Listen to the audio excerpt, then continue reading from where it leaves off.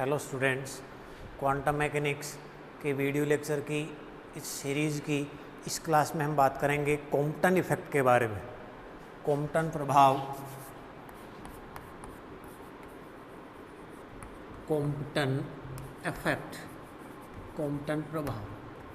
तो कॉम्पटन प्रभाव कॉम्पटन ने सन 1923 में दिया था। कॉम्पटन ने ये बताया था कि जब अक्स किरणें, अक्स रे किसी प्रकीर्णक पर आपतित होती है, किसी प्रकीर्णक पर आपतित होती है, आपतित होने के बाद जो प्रकीर्णित अक्स किरणें मिलेगी, प्रकीर्णित अक्स किरणें जो मिलेगी, उन प्रकीर्णित अक्स किरणों की जो तरंगदैर्ध्य है, अगर आपतित की लैम्ब्डा है तो प्रकीर्णित अक्स किरणों की तरंगदैर्ध्य का मान लैम्ब्डा डैश वो आपतित से ज़्यादा या उसके बराबर पाया गया। यानी अक्स किरणें जब किसी प्रकीर्णक, जैसे कोई ग्रेफाइट ब्लॉक है, उस पर उससे प्रकीर्णित करवाया जाए तो प्रकीर्णित अक्स किरणों की तरंगदैर्ध्य दो प्रकार से पाई जाती है, एक तो आपतित के बराबर और एक आपतित अक्स किरणों से ज़्यादा। ये जो ज़्यादा पाए जाने की जो घटना है उसको क्या कहा जाता है? कॉम्पटन प्रभाव। यानी डिफाइन ऐसे करेंगे कि जब अक्स किरणें किसी प्रकीर्णक से प्रकीर्णित होती है तो प्रकीर्णित अक्स किरणों का तरंगदैर्ध्य आपतित अक्स किरणों के तरंगदैर्ध्य से अधिक पाए जाने की घटना को क्या कहा जाता है? कॉम्पटन प्रभाव। और इनका जो अंतर है लैम्ब्डा डैश माइनस लैम्ब्डा, जिसको डेल्टा लैम्ब्डा कहा जाता है, उसको कहा जाता है कॉम्पटन विस्थापन, कॉम्पटन शिफ्ट कहा जाता है। ये जो कॉम्पटन शिफ्ट है वो प्रकीर्णित होने वाली अक्स किरण इसके साथ जिस एंगल पे, यानी इसको कहा जाएगा प्रकीर्णन कोण। अभी हम चेक करेंगे कि वो किस पे डिपेंड करेगी, प्रकीर्णन कोण पे डिपेंड करेगी। अब ये जो कॉम्पटन प्रभाव है, इसको चिरसम्मत सिद्धांत के आधार पर समझाया जाना संभव नहीं था, क्योंकि चिरसम्मत सिद्धांत को अगर कंसिडर करें तो उसके अकॉर्डिंग तो प्रकीर्णित होने वाली जो अक्स किरणें हैं उनकी आवृत्ति या उनकी तरंगदैर्ध्य भी ठीक वही होनी चाहिए जो किसकी होनी चाहिए, आपतित अक्स किरणों की थी। लेकिन वास्तव में जब ऑब्जर्व किया गया तो उनकी तरंगदैर्ध्य आपतित से क्या मिली, ज़्यादा मिली। इसलिए चिरसम्मत सिद्धांत है वो कॉम्पटन प्रभाव को समझा नहीं सका। अब हम नेक्स्ट इसमें करते हैं कॉम्पटन विस्थापन के सूत्र की व्युत्पत्ति, derivation of Compton shift, Compton shift, Compton विस्थापन के सूत्र की व्युत्पत्ति हम करते हैं। अब वास्तव में ये जो प्रकीर्णन की घटना हो रही है, इसमें प्रकीर्णन है वो अक्स रे फोटोन और इलेक्ट्रॉन के बीच में ही हो रहा है। यहाँ ये जो इलेक्ट्रॉन है वो रेस्ट पे है और ये लूजली बाउंडेड इलेक्ट्रॉन है, शिथिलता बंद। लूजली बाउंडेड कैसे है? क्योंकि इन जनरल जो धातुएं हैं मोस्ट प्रोबेबल उनकी जो आवृत्ति, मतलब कार्यफलन के, अगर देली आवृत्ति की बात करें तो धातुओं की देली आवृत्ति की जो रेंज है वो इन जनरल दृश्य और पराबैंगनी क्षेत्र की होती है। जबकि यहाँ हम जो किरणें आपतित कर रहे हैं वो अक्स रे फोटोन है। अक्स किरणें, अक्स किरणों की ऊर्जा का मान इनके विजिबल या पराबैंगनी कंपैरेटिवली काफ़ी ज़्यादा होता है, तो उनके कंपैरेटिवली इनकी ऊर्जा का मान बहुत कम है। इसलिए इन इलेक्ट्रॉनों को क्या माना जा सकता है? लूजली बाउंडेड, शिथिलताबद्ध इलेक्ट्रॉन। और ये किस पे होते हैं? रेस्ट पे होते हैं। यानी अगर कॉम्पटन इफेक्ट को समझा जाए तो कॉम्पटन इफेक्ट में जो प्रकीर्णन का प्रोसेस हो रहा है उसमें एक फोटोन इंसिडेंट हो रहा है एक इलेक्ट्रॉन पे। इस प्रोसेस के बाद फोटोन किसी दूसरी डायरेक्शन में जाएगा और इलेक्ट्रॉन किसी दूसरी डायरेक्शन में जाएगा।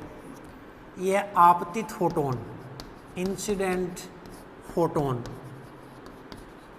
ये हो जाएगा प्रकीर्णित फोटोन, प्रकीर्णित फोटोन, और ये हो जाएगा प्रकीर्णित इलेक्ट्रॉन। इंसिडेंट डायरेक्शन के सापेक्ष सपोज ये एंगल बना रहा है फाई और ये एंगल बना रहा है थीटा। मान लेता हूँ कि आपतित फोटोन है, उसकी आवृत्ति न्यू है, तो इसका मतलब इसकी ऊर्जा ई तो हो गई एच न्यू, इसका संवेग भी क्या हो जाएगा? H new by c.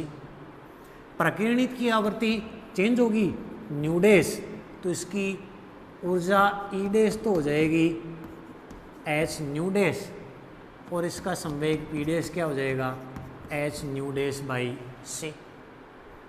Electron rest पे रखा हुआ है, तो रेस्ट पे रखा गया है, इसका मतलब पहले तो इसका मोमेंटम संवेग क्या है 0, और इसकी जो कुल ऊर्जा है वो किसके बराबर है एम नोट सी स्क्वायर, यानी रेस्ट मास एनर्जी के बराबर है। ऐसे कर दूँ, इनको मैं E1 P1 कह दूँ और इनको नाम दे देता हूँ E2 P2। ठीक है, इलेक्ट्रॉन रेस्ट पे संवेग 0, कुल ऊर्जा विराम द्रव्यमान ऊर्जा के बराबर हो गया। किसी वेलोसिटी से मूव करेगा, मान लो v है, तो अब संवेग p डेस है वो क्या हो जाएगा mv, और अब ऊर्जा e डेस है वो क्या हो जाएगी m इंटू सी स्क्वायर। ये रेस्ट मास था, ये कौन सा मास हो जाएगा डायनामिक मास। ठीक है, यहाँ ये फोटोन और इलेक्ट्रॉन के बीच में ये जो कोलिजन हो रही है वो इलास्टिक है। इलास्टिक है इसका मतलब इस टाइप की कोलिजन में एनर्जी और मोमेंटम दोनों कंजर्व रहेंगे। तो दोनों इक्वेशन लगाएंगे हम। पहले ऊर्जा संरक्षण के नियम से, ऊर्जा संरक्षण के नियम से,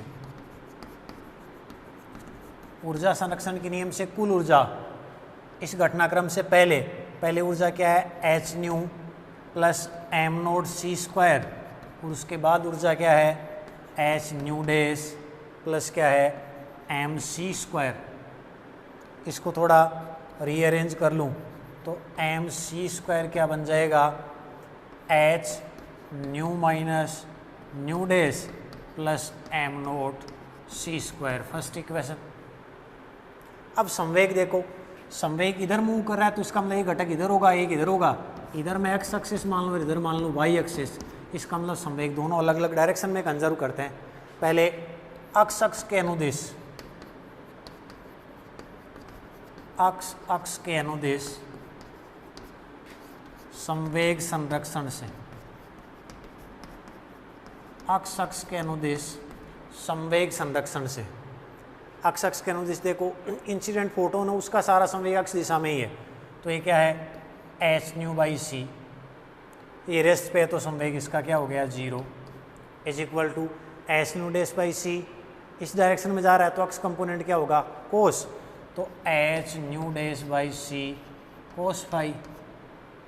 इसका इलेक्ट्रॉन का इधर जा रहा है, थीटा एंगल है, तो इधर क्या हो जाएगा एम वी कोस थीटा, तो हो जाएगा plus m v cos theta. इसको रीअरेंज करूं तो रीअरेंज करेंगे, इसको मैं इधर रख लूं एम वी कोस थीटा, इसको उस साइड भेज देंगे तो एच बाई सी कॉमन आ जाएगा nu minus nu dash cos phi, nu minus nu dash cos phi, यानी ये इक्वेशन कन्वर्ट हो जाएगी m b c cos theta is equal to h nu minus nu dash cos phi. इसको मैं दे दूँ equation second. Similarly y x के अनुदिश संवेग संरक्षण से, इंसिडेंट फोटोन है उसका जो संवेग अक्ष दिशा में, तो वाई डायरेक्शन में एंगल 90 होगा 0। ठीक है, इलेक्ट्रॉन रेस्ट पे है तो इनिशियल संवेग तो 0, फाइनल इसका इस डायरेक्शन में हो गया h nu dash by c cos phi, इधर हो जाएगा sine phi, h nu dash by c sine phi. फिर इसका इधर कोस थीटा, ये साइन थीटा, तो माइनस वाई डायरेक्शन में आएगा तो साइन आ जाएगा minus m v sine theta, यानी यहाँ से इसको रीअरेंज कर दो बन जाएगा m v c sine theta is equal to h nu dash sine phi. ये हो गया इक्वेशन 3। कोस थीटा आ रहा है, इसमें साइन थीटा आ रहा, दोनों इक्वेशन को स्क्वायर करके ऐड कर दूँ, इक्वेशन 2 का स्क्वायर प्लस इक्वेशन 3 का square implies left hand side में m square b square c square sine square theta plus cos square theta 1 m square b square c square. Right hand side में इसका square हम करेंगे, इस वाले का तो ये होगा h square nu square plus h square nu dash square cos square phi minus 2 h square nu dash cos phi, और इसका स्क्वायर करेंगे तो plus h square nu dash square sine square phi, ये दोनों cos square plus phi plus sine square phi 1 हो जाएगा, यानी ये बन जाएगा m square v square c square is equal to h square nu dash square. अब इन तीनों में मैं कॉमन ले लूँ, देखो ये वाला बन जाएगा H square nu dash square, ये हो गया एच स्क्वायर न्यू स्क्वायर, और ये है 2h स्क्वायर न्यू डेज। तो यहाँ से मैं एच स्क्वायर अगर कॉमन ले लूँ तो ये तो बन गया न्यू स्क्वायर प्लस ये बन गया न्यू डे स्क्वायर, और ये बन गया -2 न्यू डेज कोस फाई। इसको दे दिया इक्वेशन 4। अब इक्वेशन फर्स्ट है उसका भी स्क्वायर कर दूं मैं, इक्वेशन फर्स्ट का स्क्वायर, तो लेफ्ट हैंड साइड में बन जाएगा m square c 4, right hand side में बन जाएगा, देखो एक तो इसका स्क्वायर हो जाएगा m naught square c 4 plus इसका स्क्वायर हम करेंगे तो h square nu dash square minus 2h nu dash, ठीक है। फिर प्लस एक टर्म ये आ जाएगी 2 times m not c square h nu minus nu dash, ये हो गई इक्वेशन 5। अब 5 में से 4 को माइनस कर रहा हूँ मैं, इक्वेशन 5 माइनस इक्वेशन 4 इम्प्लाइज 5 में से 4 को माइनस कर रहा हूँ तो क्या होगा, देखो इसमें से उसको माइनस किया तो ये एम स्क्वायर सी 4 कॉमन ले लिया मैंने यहाँ, तो यहाँ तो बच जाएगा 1 माइनस ये होगा v square by c square is equal to, इसमें से हम माइनस करेंगे उसको तो वहाँ से क्या क्या कैंसिल हो जाएगा, देखो एच स्क्वायर न्यू स्क्वायर वाली टर्म कैंसिल हो जाएगी, H square nu dash square वाली टर्म कैंसिल हो जाएगी, और इसमें क्या क्या बचेगा, इसमें बच जाएगा एक तो एम नॉट स्क्वायर सी 4, ठीक, और बच जाएगा ये माइनस का ये प्लस का, तो plus 2h nu days common ले लिया तो बच जाएगा, सॉरी वो यहाँ माइनस कॉमन लेना पड़ेगा, तो ये बच जाएगा 1 माइनस कोस फाई, और एक टर्म ये बच जाएगी plus 2 m not c square nu minus nu dash. और रीअरेंज करते हैं इसको थोड़ा,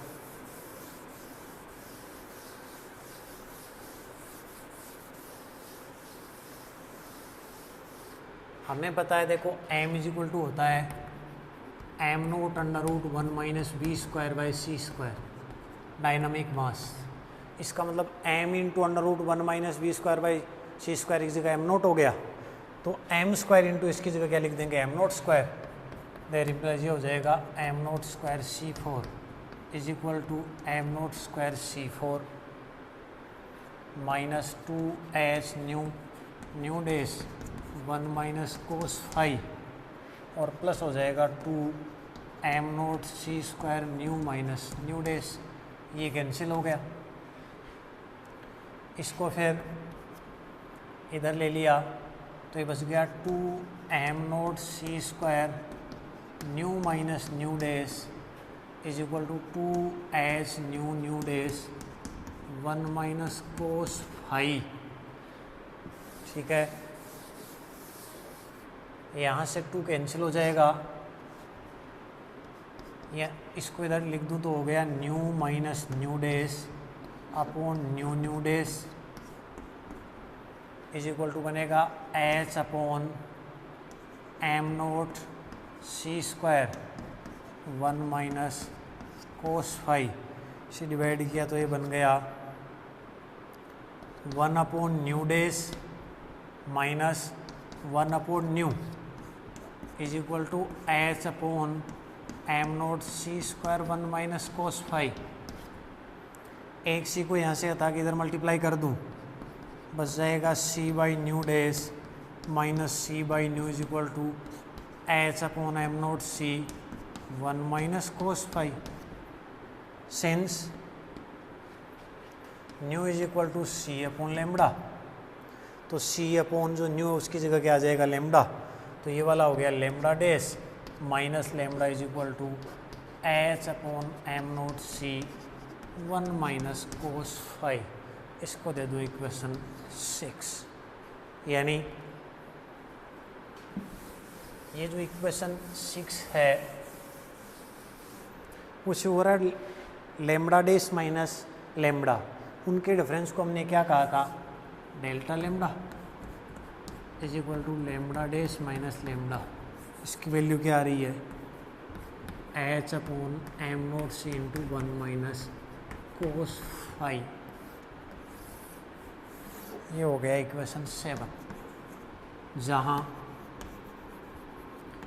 H upon m not c की वैल्यू अगर मैं लिखें, एच की वैल्यू प्लांक कांस्टेंट की वैल्यू आपको पता है, एम नॉट इलेक्ट्रॉन का rest mass, c speed of light, value calculate करें तो ये आएगी 0.0242 एंगस्ट्रॉम।